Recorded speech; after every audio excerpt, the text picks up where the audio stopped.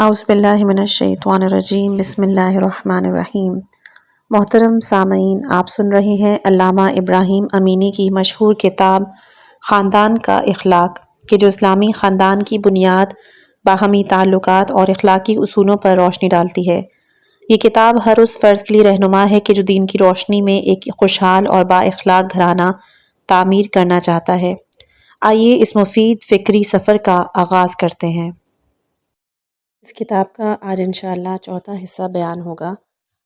پچھلے 3 حصوں کے لیے آپ پلے لسٹ بنامے خاندان کا اخلاق اس حوالے سے ملاحظہ کر سکتے ہیں۔ ابھی ہم لوگ خواتین کی خصوصیات کے حوالے سے بات کر رہے ہیں کہ کون کون سی چیزیں خواتین میں ہونی چاہیے۔ چلتے ہیں فوراً کتاب کی طرف۔ گھر میں بھی صاف ستھری اور سجی بنی رہیے۔ اکثر خواتین کی عادت ہوتی ہے کہ جب باہر جاتی ہیں یا کسی جشن میں شرکت کرتی ہیں یا پھر کہیں دعوت میں جاتی ہیں تو آرائش کرتی ہیں، بہترین لباس پہنتی ہیں، حد المقدور بہترین شکل میں گھر سے باہر جاتی ہیں۔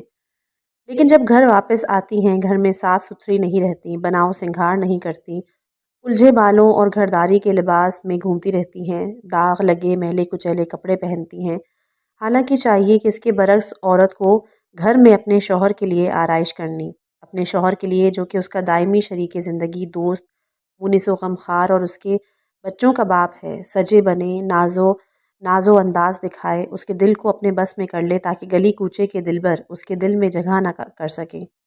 دوسری کمی کیا اہمیت ہے ان کے لیے زیب و زینت کی جائے۔ کیا یہ بات قابل تأسف نہیں کہ عورت غیروں کی توجہ کا مرکز بننے کے لیے آرائش اور زیبائش کرے اور جوانوں اور دوسری عورتوں کے لیے مشکلات پیدا کرے؟ پیغمبر اسلام صلی اللہ علیہ وآلہ وسلم فرماتے ہیں کہ جو عورت خوشبو لگا کر باہر جائے، جب تک گھر واپس نہ آ جائے خدا کی رحمت سے وہ دور رہتی ہے۔ حضور صلی اللہ علیہ وآلہ وسلم یہ بھی ارشاد فرماتے ہیں کہ تم میں سے بہترین عورت وہ ہے کہ اپنے جو شوہر کی اطاعت گزار ہو، اس کے لیے آرائش کرے لیکن اپنا بناؤ سنگھار غیروں پر ظاہر نہ کرے، اور تم میں سے بدترین عورت وہ ہے کہ جو اپنے شوہر کی غیر موجودگی میں زینت کرے۔ خاتون عزیز، ایک مرد کے دل کو قابو کرنا، وہ بھی ہمیشہ کے لیے کوئی آسان کام نہیں ہے۔ یہ نہ کہیے کہ وہ مجھے چاہتا ہے لہٰذا کیا ضرورت ہے کہ اس کے سامنے بنوں سنوروں، ناز نخرے دکھاؤں۔ جی نہیں، اس کے عشق کی ہمیشہ حفاظت کیجیے۔ یقین جانیے آپ کا شوہر چاہتا ہے کہ آپ اس کے سامنے ہمیشہ بنی سنوری اور صاف ستھری رہیں، خواہ زبان سے نہ کہتا ہو۔ اگر آپ اس کی دلی خواہش کو پورا نہیں کرتی، ممکن ہے گھر سے باہر صاف ستھری اور سجی بنی عورتوں پر نظریں ڈالے، آپ سے اس کا دل بھر جائے اور وہ گمراہ ہو جائے۔ جب دوسری صاف ستھری سلیقہ مند عورتوں کو دیکھتا ہے تو ان کا مقابلہ آپ کی بری وضع قطع سے کرتا ہے اور سوچتا ہے یہ فرشتے ہیں جو آسمان سے نازل ہوئے۔ آپ بھی گھر میں اس کے لیے صاف ستھری رہیے، بناؤ سنگھار کریں، اچھے اچھے لباس پہنیں، ناز و انداز دکھائیں۔ اگر وہ سمجھے کہ آپ میں آپ بھی کم نہیں بلکہ ان عورتوں نے زیادہ اچھی اور اس سے بھی زیادہ خوبصورت ہیں، ایسی صورت میں آپ اس کے پائیدار عشق کی امید کر سکتی ہیں، ہمیشہ کے لیے اس کے دل پر حکومت کر سکتی ہیں۔ ایک شوہر کے خط پر توجہ فرمائیے۔ وہ لکھتا ہے کہ گھر میں میری بیوی کی حالت میں اور خدمتگار میں کوئی بھی فرق نہیں۔ خدا کی قسم بعض وقت سوچتا ہوں ان خوبصورت اور نفیس لباسوں میں سے کوئی لباس گھر میں پہن لے جو اس نے دعوتوں اور اپنے کام پر جانے کے لیے تیار کیے ہیں، اور ان پرانے اور ڈھیلے ڈھالے بدوضع کپڑوں سے دستبردار ہو جائے۔ کئی بار میں نے اس سے کہا کم از کم چھٹی کے دنوں میں تو ان نفیس لباسوں کو استعمال کر لیا کرو۔ ترش روئی سے کہتی ہے، میں تمہارے اور بچوں کے سامنے پابند نہیں ہوں، لیکن اگر ایک دن بھی اپنے ساتھ کام کرنے والوں کے سامنے ٹھیک سے تیار ہو کر نہ جاؤں تو شرمندگی اٹھانی پڑتی ہے۔ شاید آپ کہیں کہ گھر اور باورچی خانے کے کاموں کے ساتھ بن سور کر رہنا ممکن نہیں، لیکن اگر آپ اس عمل کی قدر و قیمت سے واقف ہو جائیں تو یقیناً آپ اس مشکل کو حل کر سکتی ہیں۔ گھر کے کاموں کو انجام دینے کے لیے ایک لباس مخصوص کر لیں اور کام کے وقت اس کو استعمال کریں، اور جب کام سے فارغ ہوں اور آپ کے شوہر کے آنے کا وقت ہو اس وقت صاف ستھری ہو کر عمدہ لباس پہنیں، بالوں کو سنواریں، آراستہ ہوں اور اپنے شوہر کی آمد کا انتظار کریں۔ حضرت امام محمد باقر علیہ السلام فرماتے ہیں، عورت پر لازم ہے کہ اپنے جسم میں خوشبو لگائے، اپنا بہترین لباس پہنے، بہترین طریقے سے زیب و زینت کرے، ایسی حالت میں صبح اور رات کو اپنے شوہر سے ملے۔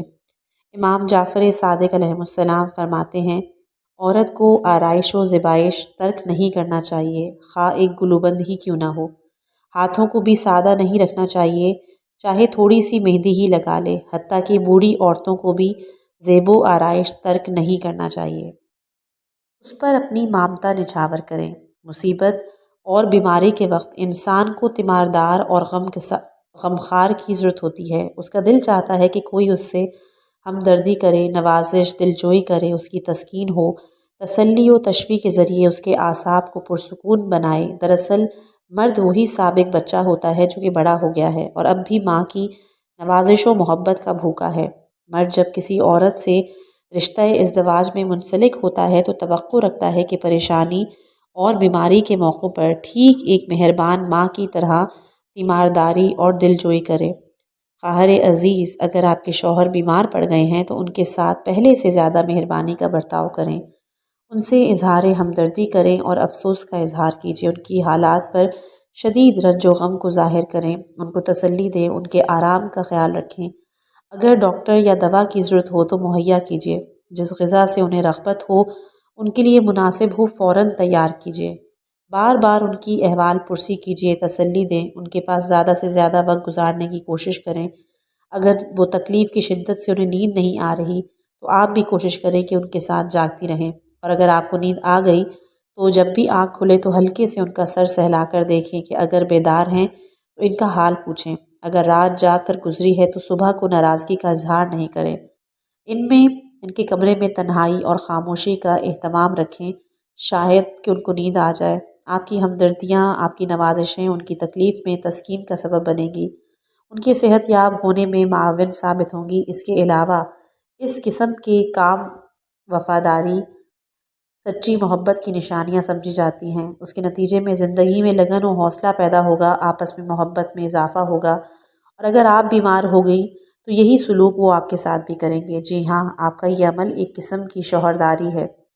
حضور صلی اللہ علیہ وآلہ وسلم فرماتے ہیں، عورت کا جہاد یہ ہے کہ شوہر کی نگہداشت اچھی طرح سے کرے، اس کے رازوں کی حفاظت کرے۔ عام طور پر خواتین کی خواہش ہوتی ہے کہ اپنے شوہر کے اسرار و رموز سے باخبر رہیں۔ وہ چاہتی ہیں کہ کسب معاش کی کیفیت، تنخواہ، بینک بیلنس، دفتر رموز اور مستقبل کے فیصلوں اور ارادوں سے مطلع رہیں۔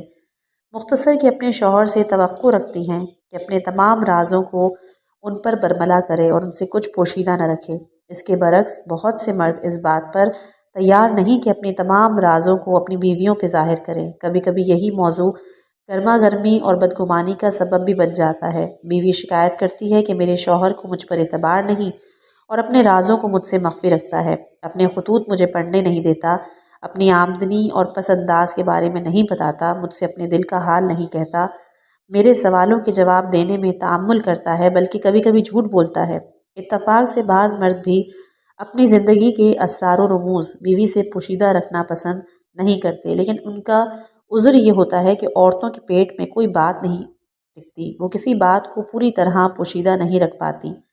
ادھر کچھ سنا، فوراً دوسروں سے کہہ دیا، کوئی بھی بہانے سے اسرار و رموز کو ان کے منہ سے نکلوا سکتا ہے، اور اس طرح خام خواہ ان کے لیے مصیبت کھڑی ہو سکتی ہے۔ اگر کوئی انسان کسی کے رازوں کو جاننا چاہے تو آسانی کے ساتھ اس کی بیوی کو فریب دے کر اس کے ذریعے سے اپنا مقصد پورا کر سکتا ہے۔ یہ بھی ممکن ہے کہ بعض عورتیں رازوں سے واقف ہونے کے سبب اس سے سوء استفادہ کریں، حتیٰ کہ اس کے شوہر پر غلبہ حاصل کرنے کا وسیلہ قرار دیں، تسکین نہ ہونے کی صورت میں اس کی پریشانی کے اسباب فراہم کریں۔ البتہ مردوں کا یہ عذر کسی حد تک مدلل ہے۔ عورتیں جلدی جذباتی اور احساساتی ہوئیں، وہ عام طور پر ان کے احساسات، جذبات ان کی عقل پہ غالب آ جاتے ہیں۔ جب غصے میں ہوتی ہیں تو مروت برتنا ان کے لیے دشوار ہوتا ہے۔ ایسے وقت میں ممکن ہے رازوں کو جاننے کے سبب سے وہ ناجائز فائدہ اٹھائیں اور پھر مرد کے لیے مصیبت کھڑی ہو جائے۔ حضرت علی علیہ السلام کا ارشاد ہے کہ دنیا اور آخرت کی خوبیاں دو چیزوں میں مضمر ہیں، راز کی حفاظت کرنے اور اچھے لوگوں سے دوستی کرنے میں، اور تمام برائیاں دو چیزوں میں جمع ہوتی ہیں، رازوں کو فاش کرنے اور بد کردار لوگوں سے دوستی کرنے میں۔ شوہر کو خاندان کا سرپرست مانیے۔ ہر ادارے، تنظیم، کارخانہ، دفتر، بلکہ ہر سماجی تنظیم کو ایک ذمہ دار سرپرست کی ضرورت ہوتی ہے۔ خواہ اس ادارے کے افراد کے درمیان تعاون اور ہم آہنگی پائی بھی جاتی ہو، لیکن سرپرست کے بغیر ادارے کا انتظام بخوبی انجام نہیں پا سکتا۔ ایک گھر کے نظام کو چلانا یقیناً کسی بھی ادارے سے زیادہ دشوار اور قابل قدر ہے، اور اس کے لیے ایک سرپرست کی زیادہ ضرورت ہے۔ اس میں کوئی شک نہیں کہ ایک خاندان کے افراد کے درمیان آپس میں مکمل مفاہمت، تعاون اور ہم آہنگی پائی جانی چاہیے۔ لیکن ایک مدبر اور عاقل سرپرست کا وجود بھی اس کے لیے ضروری ہے۔ جس گھر میں ایک مدبر اور با اثر سرپرست نہیں ہوتا، یقینی طور پر اس گھر میں نظم و ضبط کا فقدان ہوتا ہے۔ گھر کی سرپرستی یا تو مرد کے سپرد ہو اور عورت اس کی اطاعت کرے، یا پھر عورت سرپرست ہو اور مرد اس کی فرما برداری کرے۔ لیکن چونکہ یہ کام مرد زیادہ بہتر طریقے سے انجام دے سکتے ہیں، کیونکہ ان کے جذبات پر ان کی عقل غالب نہیں آتی، اس لیے خداوند حکیم و دانا نے یہ بڑی ذمہ داری مرد کے کندھے پر ڈالی ہے۔ قرآن مجید میں خداوند عالم کا ارشاد ہے، مرد عورتوں کے سرپرست ہیں کیونکہ خدا نے بعض افراد کو یعنی مردوں کو بعض افراد یعنی عورت پر برتری عطا کی ہے، اور چونکہ مردوں نے عورتوں پر اپنا مال خرچ کیا ہے، پس نیک عورتیں اپنے شوہروں کی فرما بردار ہوتی ہیں۔ اس بنا پر خاندان کی فلاح و بہبود اسی میں ہے کہ مرد کو خاندان کا سرپرست اور بزرگ کا درجہ دیا جائے اور سب اس کے رائے اور مشورے کے مطابق کام کریں۔ لیکن اس کا مطلب یہ نہیں کہ عورت کے مقام و عزت میں کمی آ جائے گی، بلکہ گھر کے نظم و ضبط اور ترتیب و انتظام کے لیے یہ چیز لازم اور ملزوم ہے۔ اگر خواتین اپنے بیجا تعصب اور خام خیالات سے قطع تعلق کر کے غور کریں تو ان کا ضمیر بھی اس بات کو قبول کرے گا۔ ایک خاتون کہتی ہے کہ ہمارے ایران میں ایک بڑی اچھی رسم تھی جو افسوس کے رفتہ رفتہ ختم ہوتی جا رہی ہے۔ رسم یہ تھی کہ ایرانی خاندان میں مرد ہمیشہ خاندان کا بزرگ اور سرپرست مانا جاتا تھا، لیکن اب گھر کی حالت متزلزل ہوتی جا رہی ہے۔ خاندان گھر کے سرپرست کے انتخاب میں حیران و پریشان رہ گیا ہے۔ لیکن بہتر ہے کہ آج کی عورت کہ جس نے بہت سے سماجی مسائل میں مرد کے برابر حق حاصل کر لیا ہے، گھر میں مرد کو سرپرست کی حیثیت سے تسلیم کرے۔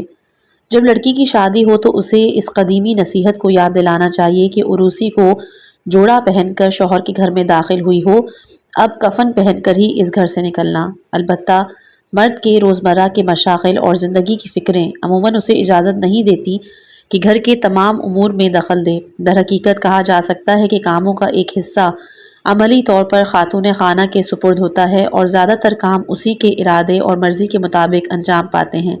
لیکن ہر حال میں مرد کے حق حاکمیت اور سرپرستی کا احترام کرنا چاہیے۔ اگر کسی بات میں وہ اپنی رائے ظاہر کرے، دخل اندازی کرے تو خواہ خانہ داری کے جزوی مسائل ہی کیوں نہ ہوں، اس کی رائے اور تجویز کو رد نہیں کرنا چاہیے، کیونکہ یہ چیز اس کے حق حاکمیت سے انکار کے مترادف ہوگی، اور چونکہ اس بات سے اس کی شخصیت مجروح ہوگی، اس لیے اپنے آپ کو شکست خوردہ اور اپنی بیوی کو بے ادب، حق ناشناس، ضدی خیال کرے گا۔ زندگی سے اس کی دلچسپی کم ہو جائے گی اور اپنی بیوی کی جانب سے اس کے دل میں لا تعلقی پیدا ہوگی۔ چونکہ اس کی شخصیت مجروح ہوئی ہے، ممکن ہے اس کی تلافی اور انتقام کی جو فکر ہے وہ اس میں رہے گا، حتیٰ کہ اپنی بیوی کے معقول اور مناسب مطالبات کے مقابلے میں بھی سختی سے کام لیں۔ رسول خدا صلی اللہ علیہ وآلہ وسلم کا ارشاد گرامی ہے، اچھی عورت اپنے شوہر کی بات پر توجہ دیتی ہے اور اس کے کہنے کے مطابق عمل کرتی ہے۔ ایک عورت نے رسول خدا صلی اللہ علیہ وآلہ وسلم سے پوچھا کہ بیوی پر شوہر کے کیا فرائض عائد ہوتے ہیں؟ فرمایا اس کی اطاعت کرے اور اس کے حکم کی خلاف ورزی نہ کرے۔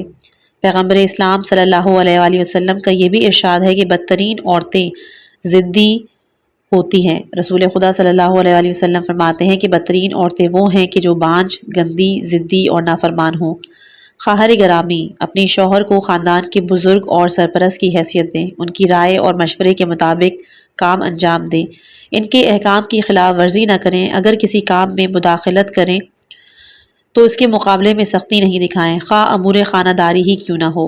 حالانکہ اس معاملے میں آپ زیادہ بہتر جانتی ہیں، عملی طور پر اپنے شوہر کے اختیارات کو سلب نہیں کریں۔ اگر کسی کاموں میں دخل اندازی کرتا ہے اور اپنی بزرگی جتا کر خوش ہوتا ہے تو اسے خوش ہو لینے دیں۔ اپنے بچوں پر اپنے عمل کے ذریعے واضح کیجیے کہ وہ خاندان کا سرپرست ہے، انہیں بتاتی رہیں کہ کاموں میں اپنے باپ سے اجازت لیں اور اس کے حکم کی خلاف ورزی نہ کریں۔ بچپن سے ہی انہیں اس بات کی عادت ڈلوائیں کہ فرما بردار، مہذب و باادب بنیں اور بات سننا سیکھیں اور آپ کی اور آپ کے شوہر کی عزت کریں۔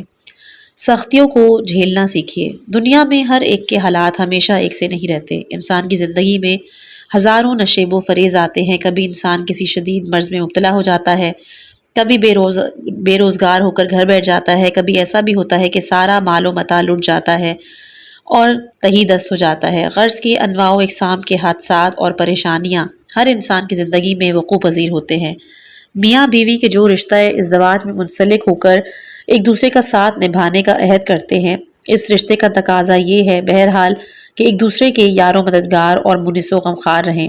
رشتہ ازدواج اس قدر استوار اور محبت کا رشتہ اس قدر مستحکم ہونا چاہیے کہ ہر حال میں اپنے عہد و پیمان پر آپ لوگ باقی رہیں، خوشی اور غم ہر حال میں ساتھ دیں، سلامتی، بیماری، خوشحالی، تنگ دستی، ہر حال میں ایک دوسرے کا ساتھ دیں۔ خواہر عزیز، اگر گردش روزگار سے آپ کے شوہر تہی دست ہو جائیں تو ایسا ہرگز نہ کریں کہ خود رنجیدہ ہو کر اس کے غموں میں اضافہ کریں، اعتراض و شکایات کرنے لگیں۔ اگر شدید بیماری میں مبتلا ہو کر ایک مدت تک گھر بیٹھ رہا ہے یا اسپتال میں بھرتی ہے تو وفاداری اور انسانیت کا تقاضا یہ ہے کہ پہلے ہی کی طرح بلکہ پہلے سے بھی زیادہ اس سے محبت کا اظہار کریں، نہایت ہی صدقے دلی سے اس کی تیمارداری کریں۔ ایسے موقع پر تیمارداری اور خرچ کرنے سے دریغ نہ کریں۔ اگر آپ کے شوہر کے پاس نہیں ہے لیکن آپ کے پاس ہے تو اپنے مال میں سے اس کے علاج کے لیے خرچ کریں۔ اگر آپ بیمار پڑ جاتی ہیں تو وہ اپنے امکان بھر اپنے مال کو آپ کے علاج پہ صرف کرتا ہے۔ اب اگر اس کے پاس نہیں لیکن آپ کے پاس ہے تو وفاداری اور خلوص کا تقاضا ہے کہ اپنے مال و متاع کو اس کے اوپر خرچ کریں۔ اگر اس حساس موقع پر آپ نے ذرا بھی کوتاہی کی تو وہ آپ کو ایک بے وفا اور خود غرض عورت سمجھے گا کہ جو مال دنیا کو اپنے شوہر کے وجود پر ترجیح دیتی ہے۔ ایسی صورت میں اس کے دل میں آپ کی محبت اور الفت کم ہو جائے گی، حتیٰ کہ ممکن ہے اس قدر بیزار ہو جائے کہ آپ شریک حیات اور بیوی بنانے کے لائق بھی نہ سمجھیں اور طلاق دے دے۔ ذیل کا ایک واقعہ ہے جس پہ غور کریں۔ ایک شخص نے عدالت میں بیوی کو طلاق دینے کی درخواست کی۔ اس نے اپنے بیان میں کہا کہ میں بیمار تھا اور ڈاکٹر نے آپریشن کرانے کے لیے کہا۔ میں نے اپنی بیوی سے کہا کہ تمہارے پاس جو رقم موجود ہے مجھے قرض کے طور پر دے دو، لیکن وہ تیار نہیں ہوئی اور جھگڑ کر میرے گھر سے چلی گئی۔ مجبوراً مجھے ایک سرکاری ہسپتال میں اپنا آپریشن کرانا پڑا اور اب میں صحت مند ہو گیا ہوں، لیکن ایسی عورت کے ساتھ زندگی گزارنا میرے لیے محال ہے کہ جو روپے کو مجھ پر فوقیت دیتی ہے۔ ایسی عورت کو میں شریک زندگی کا نام نہیں دے سکتا۔ پیاری بہنوں، آپ اس بات کا احساس رکھیں کہ ایسے حساس موقعوں پر انسانیت اور خلوص و ہمدردی کا دامن ہاتھ سے نہیں چھوڑنا۔ اگر آپ کے شوہر خدا نخواستہ دائمی طور پر بیمار رہنے لگے ہیں تو ایسا ہرگز نہیں کریں اس کو اور بچوں کو تنہا اور بے سرپرست چھوڑ کر چلی جائیں۔ کیا آپ کا ضمیر اس بات کو گوارا کرے گا کہ شوہر بیچارہ جس کے ساتھ خوشی کے دنوں میں تو آپ ساتھ تھی، اب وہ مجبور اور لاچار پڑا ہے تو اس کا ساتھ چھوڑ کر آپ جا رہی ہیں؟ کہیں ایسا نہ ہو کہ خود آپ بھی اسی مرض میں گرفتار ہو جائیں۔ فرض کریں آپ نے طلاق لے لی، دوسری شادی بھی کر لی، تو کیا خبر کہ وہ آپ کے حق میں اچھا ہوگا؟ خود غرضی اور ہوش بازی چھوڑیے اور ایثار و قربانی سے کام لیجیے۔ پیغمبر صلی اللہ علیہ وآلہ وسلم کا ارشاد گرامی ہے، عورت کا جہاد یہی ہے کہ اپنے شوہر کی اچھی طرح دیکھ بھال کرے، لڑائی جھگڑا نہیں کرے۔ بعض عورتیں ایسی ہوتی ہیں کہ جب اپنے شوہر سے ناراض ہو جاتی ہیں تو بات چیت کرنا بند کر دیتی ہیں، منہ پھلا کر تیوریاں چڑھی ہوئی ہوتی ہیں، ایک کونے بیٹھ جاتی ہیں، کسی کام میں ہاتھ نہیں لگاتی، کھانا نہیں کھا رہی، بچوں پہ غصہ اتار رہی ہیں، شور و ہنگامہ۔ ان کے خیال میں لڑائی جھگڑا بہترین وسیلہ ہے جس کے ذریعے شوہر سے انتقام لیا جا سکتا ہے، لیکن ان طریقوں سے نہ کہ شوہر کی تنبیہ نہیں کی جا سکتی بلکہ اس کے برے نتائج بھی برآمد ہوں گے۔ ممکن ہے شوہر بھی اور زیادہ غصہ دکھائے اور ایسی صورت میں کئی دن تک آپ کا گھر لڑائی جھگڑے کا میدان بنا رہے۔ آپ چیختی چلے جائیں گی، وہ بھی چیختے چلے جائیں گے، آپ برا بھلا کہیں گی، وہ بھی برا بھلا کہیں گے، آپ بات چیت نہیں کریں گی، وہ بھی بات چیت کرنا بند کر دیں گے، یہاں تک کہ تھک ہار کے اپنے کسی دوست یا رشتہ داری کی وساطت سے کسی بہانے سے صلح کریں گی، لیکن یہ آپ کی آخری لڑائی نہیں ہوگی، بلکہ زیادہ وقت بھی نہیں گزرے گا کہ پتھر دوبارہ یہی سلسلہ جاری ہو جائے گا، یعنی ساری زندگی اس طرح لڑائی جھگڑے اور کشمکش میں گزرے گی۔ اس طرح خود آپ اپنی بدبختی کے اسباب فراہم کریں گی اور اپنے معصوم بچوں کی زندگیوں کو بھی عذاب میں ڈالیں گی۔ اکثر بچے جو اپنے گھروں سے بھاگ جاتے ہیں وہ طرح طرح کی برائیوں سے گرفتار ہوتے ہیں اور وہ ایسے ہی خاندانوں کے بچے ہوتے ہیں۔ مثال کے لیے ذیل کا ایک واقعہ توجہ سے سنیے گا۔ ایک لڑکے نے بتایا کہ میرے ماں باپ ہر روز لڑتے ہیں اور ان میں سے کوئی ایک اپنے کسی رشتہ دار کے ہاں ناراض ہو کر چلا جاتا ہے۔ میں ناچار گلی کوچوں میں حیران و پریشان پھرتا ہوں۔ دھیرے دھیرے دوسروں کے دھوکے میں آ گیا اور میں نے چوری شروع کر دی۔ ایک 10 سالہ لڑکی نے سوشل ورکروں کو بتایا کہ مجھے ٹھیک سے تو یاد نہیں، البتہ اتنا ہے کہ ایک رات میرے ماں باپ میں خوب جنگ ہوئی۔ دوسرے دن میری ماں کہیں چلی گئی اور چند دن کے بعد میرے باپ نے مجھے میری پھوپھی کو سپرد کر دیا۔ کچھ مدت میں اپنی پھوپھی کے پاس رہی، پھر اس نے مجھے ایک بڑھیا کے حوالے کیا کہ جو مجھے تہران لے آئی۔ چند سال سے میں انہی کے پاس ہوں۔ یہاں میں نے اس قدر بے احمدی دیکھی، اب میں اس کے گھر جانا نہیں چاہتی۔ اس کے اسکول کی ٹیچر نے بتایا کہ ہمیشہ کی مانند اس سال جب اسکول کھلے اور نئے بچوں کے داخلے ہوئے تو ان میں یہ لڑکی بھی تھی۔ پڑھائی شروع تو ہو چکی تھی، بچے اپنی اپنی کلاسوں میں تعلیم میں مشغول تھے، لیکن یہ بچی کلاس میں بے چین رہتی تھی، نہ ٹھیک سے سبق پڑھتی، ہمیشہ بیماروں کی طرح اپنے سر کو ہاتھوں میں لیے کچھ سوچتی رہتی۔ چند روز قبل میں نے چھٹی کے بعد اسے صحن کے کونے بیٹھے دیکھا۔ میں نے اس کو کہا کہ بھائی گھر جاؤ، مگر وہ راضی نہ ہوئی۔ پرسوں پھر ایسا ہی ہوا۔ میں نے پیار سے بہلا کر گھر نہ جانے کا سبب پوچھا تو اس نے بتایا کہ ایک بڑھیا میری نگہداشت کرتی ہے، وہ مجھ کو بہت ستاتی ہے، گھر واپس جانا نہیں چاہتی۔ میں نے پوچھا کہ تمہارے ماں باپ کہاں ہیں؟ یہ سن کے وہ رو پڑی۔ لہٰذا یہ لڑائی جھگڑے نہ صرف یہ کہ کسی درد کی دوا نہیں بن سکتے، بلکہ مزید پریشانیوں اور مصیبتوں کا سبب بنتے ہیں۔ پیاری بہنوں، لڑائی جھگڑے سے اجتناب کریں۔ اگر شوہر کی کسی بات سے بے حد آپ کو غصہ آیا ہے تو صبر کریں، اور جب آپ کے حواس ٹھکانے آئیں اس کے بعد نرمی اور ملائمت سے اپنی ناراضگی کی وجہ اپنے شوہر سے بیان کریں۔ حضور صلی اللہ علیہ وآلہ وسلم فرماتے ہیں، اگر دو مسلمان آپس میں بات چیت نہ کریں اور 3 دن تک صلح نہ کریں تو وہ لوگ اسلام سے خارج ہو جائیں گے۔ ان میں سے جو صلح کرنے میں پیش قدمی کرے گا قیامت میں وہ پہلے بہشت میں جائے گا۔ اگر غصے میں ہیں تو خاموش رہیے۔ گھر سے باہر مرد کو گوناگوں مشکلات اور پریشانیوں کا سامنا کرنا پڑتا ہے، مختلف قسم کے افراد سے سابقہ پڑتا ہے۔ جب انسان تھکا ماندہ گھر آتا ہے تو اکثر اسے معمولی بات بھی ناگوار لگتی ہے اور غصہ آتا ہے۔ ایسی حالت میں ممکن ہے اپنے آپے سے باہر آ جائے اور بیوی بچوں کی توہین کرے۔ ہوشیار اور سمجھدار عورتیں اپنے شوہر کی مشکلات اور پریشانیوں کو مد نظر رکھتے ہوئے اس کے حال زار پہ رحم کھاتی ہیں، اس کو غصے میں دیکھ کے صبر و سکون سے کام لیتی ہیں اور اس کی چیخ پکار پر خاموش رہتی ہیں۔ جب مرد بیوی کا ناخوشگوار رد عمل نہیں دیکھا اور اس کو غصہ جلدی ٹھنڈا ہو جاتا ہے اور اپنے کیے پہ وہ پشیمان ہوتا ہے، بلکہ عذر خواہی بھی کرتا ہے اور اس کی تلافی کی فکر میں بھی رہتا ہے۔ کچھ دیر کے بعد جب غصہ رفع ہو جاتا ہے تو میاں بیوی پہلی حالت پر لوٹ آتے ہیں اور وہی سابق مہر و محبت بلکہ اس سے بھی زیادہ اچھی طرح زندگی گزارنے لگتے ہیں۔ لیکن اگر بیوی اپنے شوہر کی حساس حالت، خطرناک صورتحال کو درک نہیں کرتی اور اس کے غصے کے مقابلے میں اپنا رد عمل دکھاتی ہے، اس کو جواب دیتی ہے، چیختی ہے، چلاتی ہے، برا بھلا کہتی ہے، تو ایسی صورت میں مرد کے غصے کی آگ بھڑک اٹھتی ہے اور وہ آپے سے باہر ہوتا ہے، چیختا ہے، چلاتا ہے، گالم گلوچ شروع کرتا ہے اور رفتہ رفتہ میاں بیوی وحشی بھیڑیوں کی طرح ایک دوسرے کی جان کے در پہ ہوتے ہیں۔ کبھی کبھی تو اس معمولی سی بات پر طلاق تک ہو جاتی ہے اور خاندان کا شیرازہ بکھر جاتا ہے۔ عام طور پر خواتین یہ خیال کرتی ہیں کہ اگر میں نے اپنے شوہر کے غصے کے مقابلے میں خاموشی اختیار کی تو میری حیثیت اور وقار میں کمی آ جائے گی، ذلیل و خوار ہو جاؤں گی، حالانکہ معاملہ اس کے برعکس ہے۔ اگر مرد غصے کی حالت میں اپنی بیوی کی توہین کرتا ہے اور بیوی اس کی باتوں کا جواب نہیں دیتی تو بعد میں اگر اس پہ انسانیت ہے تو یقیناً کہ وہ شرمندہ اور پشیمان ہوگا، اس کے سکوت کو ایک قسم کا ایثار اور ادب تصور کرے گا، اس کی محبت کئی گنا زیادہ ہو جائے گی، اور جب اس کا غصہ ٹھنڈا ہوگا اور اپنی اصلی حالت میں آئے گا تو سوچے گا کہ میں نے اپنی بیوی کی توہین کی، حالانکہ وہ بھی اس کا جواب دے سکتی تھی لیکن بہت ہی بردباری سے کام لیا، خاموش رہی۔ وہ اس سے اندازہ ہوتا ہے کہ عقل مند اور موقع شناس خاتون ہے اور مجھ سے محبت کرتی ہے۔ ایسی صورت میں یقیناً اپنے فعل پہ وہ نادم ہوگا۔ اگر بیوی کو قصوروار سمجھتا ہے تو اس کو معاف کر دے گا، اور اگر بلا وجہ ہی غصہ ہو گیا تو اس کا ضمیر اس کو ملامت کرے گا اور بیوی سے معذرت خواہی بھی کرے گا۔ بس ایسی فداکار خاتون اپنی اس دانشمندانہ عمل کے ذریعے نہ صرف یہ کہ چھوٹی نہیں ہو جائیں گی بلکہ اس کے شوہر اور دوسروں کی نظروں میں ان کی عزت اور وقار بڑھ جائے گا۔ رسول خدا صلی اللہ علیہ وآلہ وسلم فرماتے ہیں، جو عورت اپنے شوہر کی بد اخلاقیوں کے مقابلے میں صبر و بردباری سے کام لیتی ہے، خداوند عالم اس کو حضرت آسیہ جیسا ثواب عطا کرتے ہیں۔ مردوں کے پسندیدہ مشغلے۔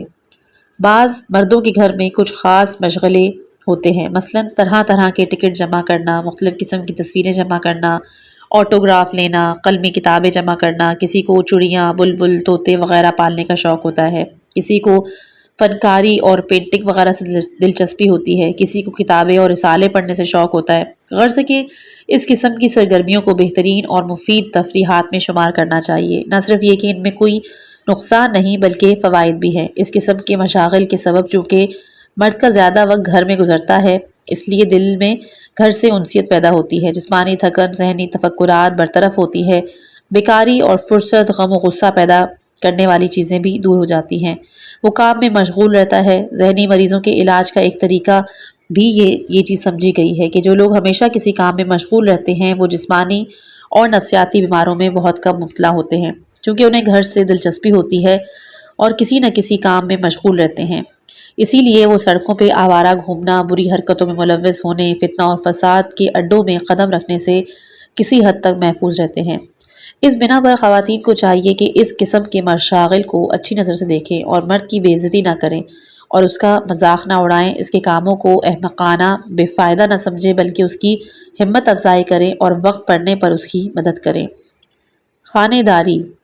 گھر یوں تو ایک چھوٹی سی چہار دیواری کا نام ہے، لیکن یہ ایک بہت بڑی نعمت ہے اور اس کے فوائد نہایت ہی گراں قدر اور بے شمار ہیں۔ جس وقت انسان روزمرہ کے کاموں اور باہر کے شور و غل سے تھک جاتا ہے تو پناہ لینے کی غرض سے گھر آتا ہے، جس وقت زندگی کے نشیب و فراز اور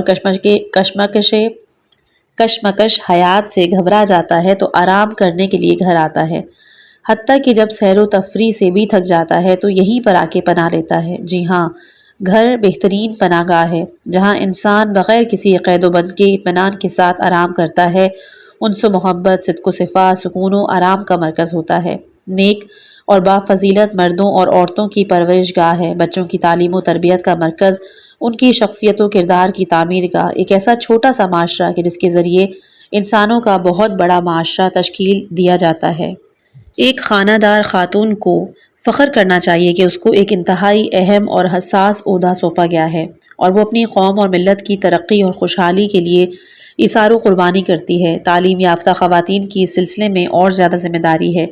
ان کو چاہیے دوسروں کے لیے نمونہ ثابت ہوں، دوسرے عملی طور پر ان سے خانہ داری اور شوہرداری کا سبق سیکھیں۔ انہیں چاہیے کہ عملی طور پر ثابت کریں کہ تعلیم یافتہ ہونے سے نہ صرف یہ کہ خانہ داری اور شوہرداری کے کاموں پر کوئی اثر نہیں پڑتا بلکہ تعلیم تو زندگی کے آداب اور طور طریقے سکھاتی ہے۔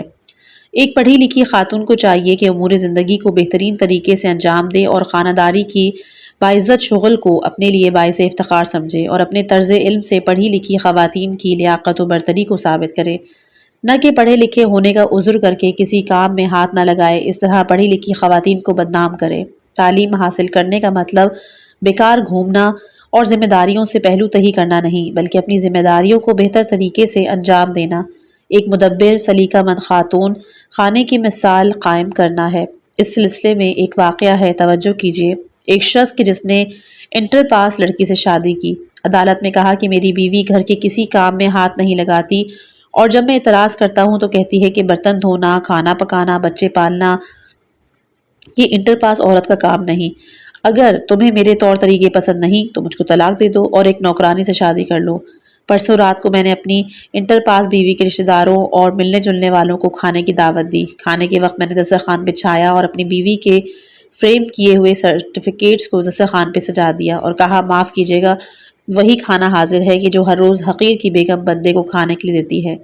میں نے مصلحت اسی میں سمجھی کہ آپ بھی اس کے ذریعے پذیرائی کریں۔ بہرحال امور خانہ انجام دینا، خاتون خانہ دار ہونا ایک ایسا باعزت اور شریفانہ کام ہے کہ جس کے ذریعے عورتوں کی ہنرمندی اور لیاقت ظاہر ہوتی ہے۔ مناسب ہوگا کہ اس سلسلے میں خود تعلیم یافتہ خواتین کے نظریات اور خیالات سے روشناس ہوں۔ خانم فریدہ نوروز شمیرانی، BA، ان کی تعلیم BA ہے، وہ کہتی ہیں کہ خاتون خانہ کو چاہیے کہ امور خانہ داری میں ماہر ہونے کے علاوہ اپنے شوہر کی اچھی ساتھی، بچوں کی اچھی ماں، ایک اچھی میزبان، بچوں کی ڈاکٹر مسز فصیحی کہتی ہیں کہ میری نظر میں حقیقی گھر کی مالکہ وہی عورت ہوتی ہے کہ جو دفتر میں کام نہ کرتی ہو، کیونکہ ہمارے ملک میں دفتروں میں غذا کا مناسب انتظام نہ ہونے اور بچوں کے لیے نرسری، اسکول وغیرہ کی کمی کے سبب کام کرنے والوں کو پوری طرح سہولتیں حاصل نہیں، لہٰذا ایک کام کرنے والی ماں اپنے شوہر اور بچے کی طرف سے فکر مند رہتی ہے۔ میڈیکل کالج کے مسز صغری یکتا کہتی ہے کہ خاتون خانہ کم بجٹ میں ایک گھر کو صاف ستھرا اور آراستہ رکھ سکتی ہے، اپنے شوہر کے غم اور خوشی میں شریک ہو سکتی ہے، اپنے شوہر کی سماجی اور ذہنی حالت سے غافل نہیں ہوتی۔ مسز ایران نعیمی کہتی ہیں کہ گھر کی مالکہ ایسی خاتون ہوتی ہے کہ جو غیر ضروری تفریحات میں کمی کرے اور اس کا مقصد گھر کی حالت بہتر بنانا، آمدنی کے لحاظ سے اپنے خاندان کے اخراجات چلانا جانتی ہے۔ صفائی خانہ داری کے اہم فرائض میں سے ایک کام مکان اور گرہستی کے سامان کو صاف ستھرا رکھنا۔ صفائی اہل خاندان کی صحت و سلامتی میں معاون ثابت ہوتی ہے، بہت سی بیماریوں سے محفوظ رکھتی ہے۔ صاف ستھرے گھر میں رہنے سے دل حشاش بشاش رہتا ہے، مرد کو گھر میں کشش محسوس ہوتی ہے۔ صفائی خاندان کی سربلندی اور عزت کا سبب بنتی ہے۔ یہی سبب ہے کہ رسول خدا صلی اللہ علیہ وآلہ وسلم فرماتے ہیں کہ دین کی بنیاد صفائی پر رکھی گئی ہے، اور ایک اور مقام پہ فرماتے ہیں کہ اسلام پاک و پاکیزہ ہے، تم بھی پاکیزہ رہنے کی کوشش کرو، کیونکہ صرف پاک و پاکیزہ لوگ ہی بہشت میں جائیں گے۔ اب یہاں پر صرف گھر کی صفائی نہیں بلکہ انسان کو اپنے جسم، اپنے ناخن، ان کو بھی مسلسل صاف کرتے رہنا چاہیے۔ حضرت امام جعفر صادق علیہ السلام فرماتے ہیں کہ خدا خوبصورتی اور زینت کرنے کو پسند کرتا ہے، فقر و غربت کا مظاہرہ کرنے کو مکروہ گردانتا ہے۔ خداوند عالم پسند فرماتا ہے کہ اپنی نعمتوں کے آثار اپنے بندے میں دیکھے، اس کا لباس پاک، صاف ستھرا اور خوشبو استعمال کرے، اپنے گھر کو صاف ستھرا اور سجا کے رکھے، گھر اور اطراف میں جھاڑو لگائے، غروب سے پہلے چراغ روشن کرے، کیونکہ یہ عمل فقر کو گھر سے دور رکھتا ہے اور روزی میں برکت دیتا ہے۔ کھانا پکانا امور خانہ داری میں ایک اہم کام کھانا پکانا بھی ہے، جس کے ذریعے خواتین کے ذوق اور سلیقے کا پتہ چلتا ہے۔ ایک سلیقے مند اور باذوق گھر کی ملکہ خرچ میں بہترین اور لذیذ غذائیں تیار کرتی ہے، لیکن ایک بد سلیقہ خاتون زیادہ خرچ کر کے بھی مزیدار کھانا تیار نہیں کر پاتی۔ خواتین لذیذ اور مزیدار کھانوں کے ذریعے اپنے شوہر کو گھر کی طرف راغب کر سکتی ہیں۔ جو خواتین اس گر سے واقف ہیں، ان کے شوہر خوش ذائقہ کھانوں کے شوق میں ہوٹلوں میں نہیں گواتے۔ حضور صلی اللہ علیہ وآلہ وسلم فرماتے ہیں کہ تم میں سے بہترین عورت وہ ہے کہ جو اپنے بدن میں خوشبو لگائے، کھانا پکانے کے فن میں ماہر ہو اور زیادہ خرچ نہ کرے۔ ایسی عورت کا شمار خدا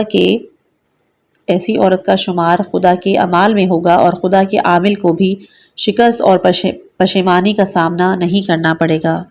رسول خدا صلی اللہ علیہ وآلہ وسلم فرماتے ہیں کہ اپنے شوہر کی نسبت عورت کا فرض ہے کہ گھر کے چراغ کو روشن کرے اور اچھی اور عمدہ غذائیں پکائے۔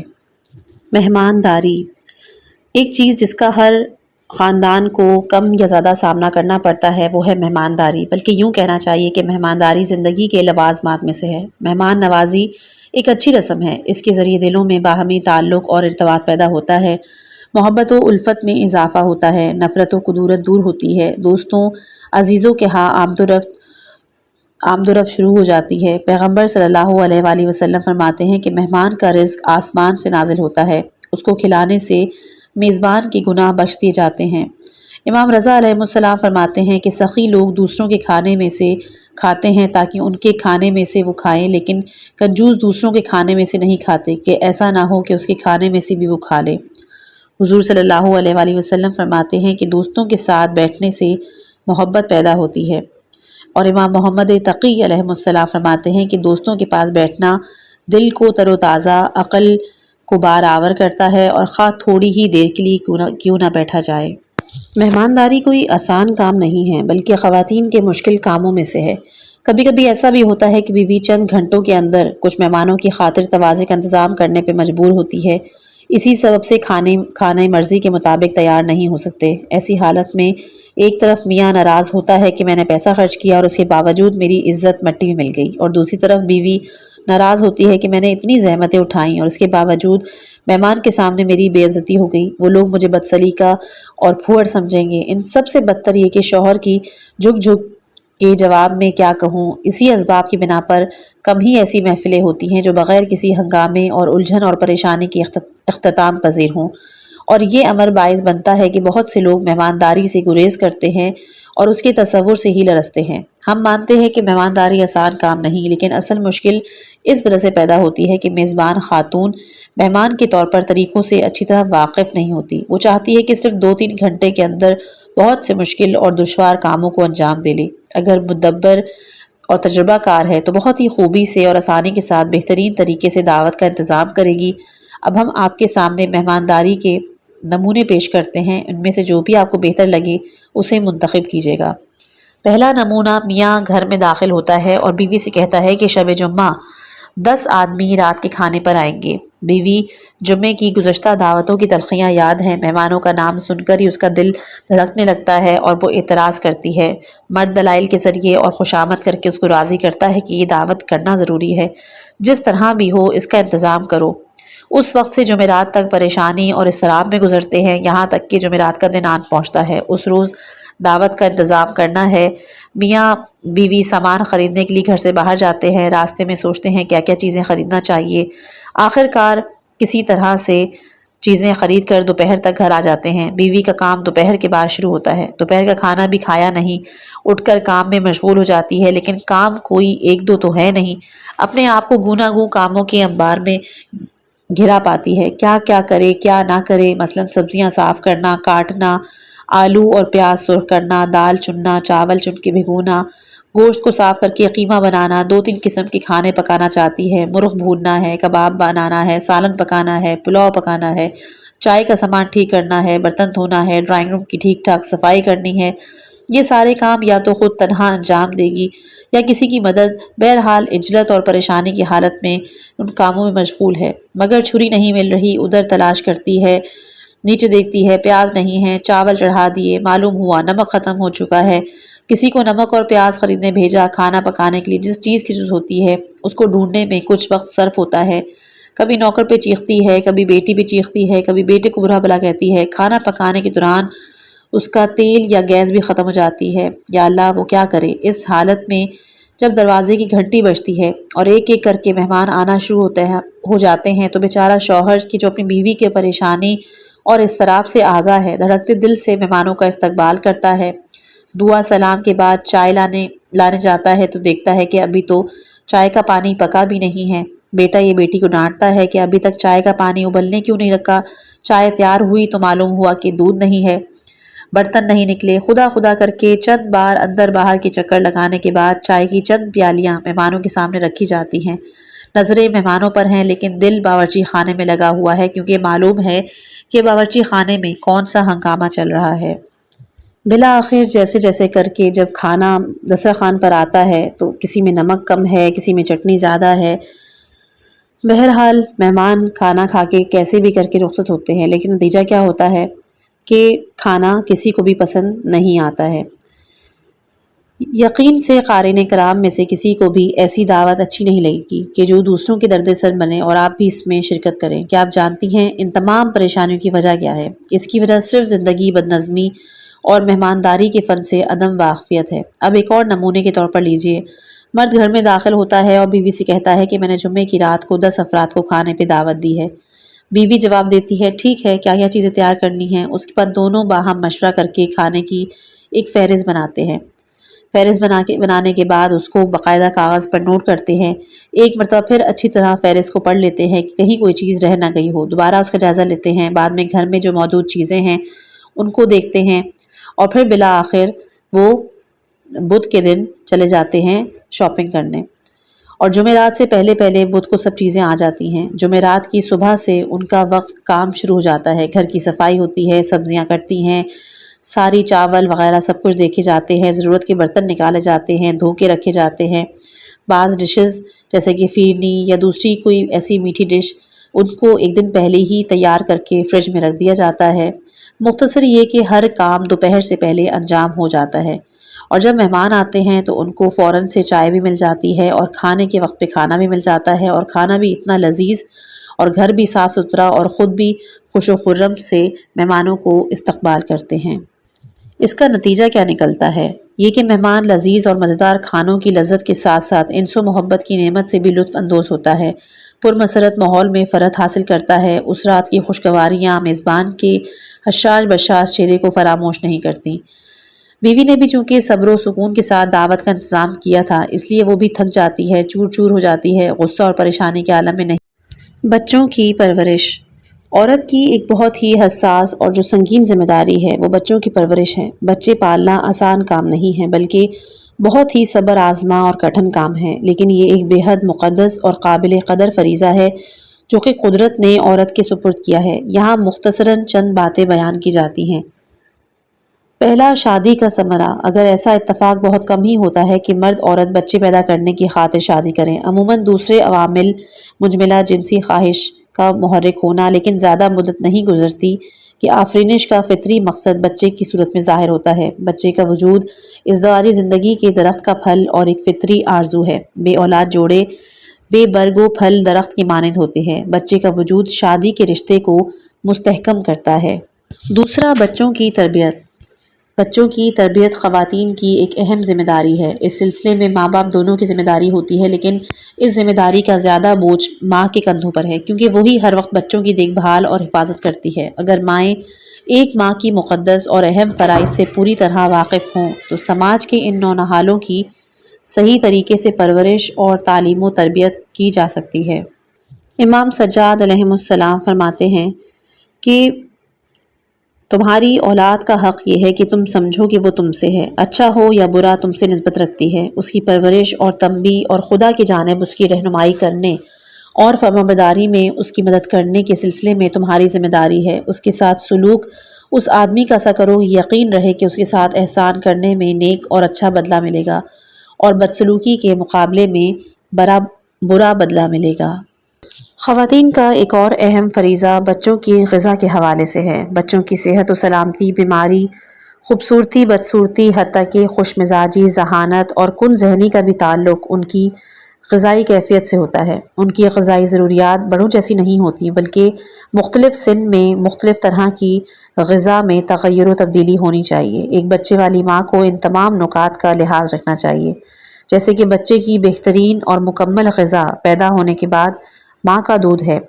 یہی سبب ہے کہ حضرت علی علیہ السلام فرماتے ہیں کہ بچے کے لیے ماں کے دودھ سے بہتر اور بابرکت کوئی بھی چیز نہیں ہے۔ یہاں پر شوہر کے لیے بھی لازم ہے کہ وہ اپنی بیوی کو ایسی مقوی غذاؤں کا اہتمام کرے کہ جو غذائیت کے لحاظ سے بھرپور اور مکمل ہو۔ اس طرح اپنے بچے کی صحت اور سلامتی کے اسباب فراہم کرے۔ اگر اس نے سلسلے میں کوتاہی کی ہے تو اس کا جرمانہ اور ڈاکٹر کی فیس کی صورت میں ادا کرنا ہوگا۔ اس سلسلے میں ڈاکٹر سے بھی صلاح مشورہ لیا جا سکتا ہے۔ مختصر یہ کہ ماں کی غذا مکمل، متنوع اور کافی ہونی چاہیے۔ مختلف قسم کی غذائیں کھانے، اس کی غذا سبزیاں، پھل، دال، گوشت، انڈے، دودھ، دہی، ان سب پر مشتمل ہونا چاہیے اور ان سب کا اچھی مقدار میں برابر استعمال ہوتے رہنا چاہیے۔ حضرت علی علیہ السلام فرماتے ہیں کہ بچوں کو دودھ پلانے کے لیے احمق عورتوں کا انتخاب نہ کرو، کیونکہ دودھ بچے کی فطرت کو دگرگوں کر دیتا ہے۔ امام باقر علیہ السلام فرماتے ہیں کہ دودھ پلانے کے لیے خوبصورت عورتوں کا انتخاب کرو، کیونکہ دودھ کا اثر ہوتا ہے اور دودھ پلانے والی عورت کے صفات شیر خوار بچے میں بھی سرایت کر جاتا ہے۔ بچے کی صفائی اور صحت مند تندرستی کا خیال رکھیں، اس کا بستر اور کپڑے ہمیشہ صاف رکھیں، اس کو ہر روز نہلائیں، کیونکہ بچے پر جراثیم جلدی اثر انداز ہوتے ہیں۔ اگر حفظان صحت کا خیال نہ رکھا تو بچہ بار بار بیمار ہوگا۔ بچے کو بیماریوں کے ٹیکے ضرور لگوائیے۔ خوش قسمت اس قسم کی بیماریوں کے ٹیکے آج کل اسپتالوں میں مفت لگائے جا رہے ہیں۔ اگر آپ نے صحت و تندرستی کے تمام اصولوں کا پوری طرح لحاظ رکھا تو آپ کے بچے صحت مند، مسرور اور شاداب ہوں گے۔ اب اس کتاب کا ہے دوسرا حصہ کہ جس میں مردوں کے فرائض بیان کیے جائیں گے، جو انشاءاللہ ہم آنے والی اگلی آڈیو میں پیش کریں گے۔ باقی اس کتاب اس حصے کو ختم کرنے سے پہلے میں یہ کہنا چاہوں گی کہ جو صفحات اس وقت میں نے پڑھے ان میں بہت سی جگہوں پر مس پرنٹنگ تھی، جس کی وجہ سے میں بار بار میری آواز رک بھی رہی ہوگی اور آپ لوگوں کو بھی ڈسٹربنس ہو رہی ہوگی سننے والوں کو، جس کے لیے میں معذرت خواہ ہوں، کیونکہ مجھے اس کتاب کی PDF کسی اور جگہ سے نہیں ملی، صرف ایک جگہ سے ملی تھی اور اس میں کافی مس پرنٹنگ تھی۔ امید کرتی ہوں کہ آپ لوگوں کو یہ مجبوری میری سمجھ میں اللہ تعالیٰ ہمیں اس کتاب میں بیان کی گئی باتوں پر عمل کرنے کی توفیق عطا فرمائے، ہمارے گھروں کو محبت، رحمت اور اخلاق کا گہوارہ بنائے، ہمیں ایک دوسرے کا احترام کرنے والا اور دین پر چلنے والا بنائے، آمین۔ اگر آپ کو یہ ویڈیو پسند آئی ہو تو اسے لائک کریں، شیئر کریں اور اس چینل کو سبسکرائب کرنا نہ بھولیں تاکہ مزید دینی اور اصلاحی مواد آپ تک پہنچتا رہے۔ آخر میں والسلام علیکم ورحمۃ اللہ وبرکاتہ۔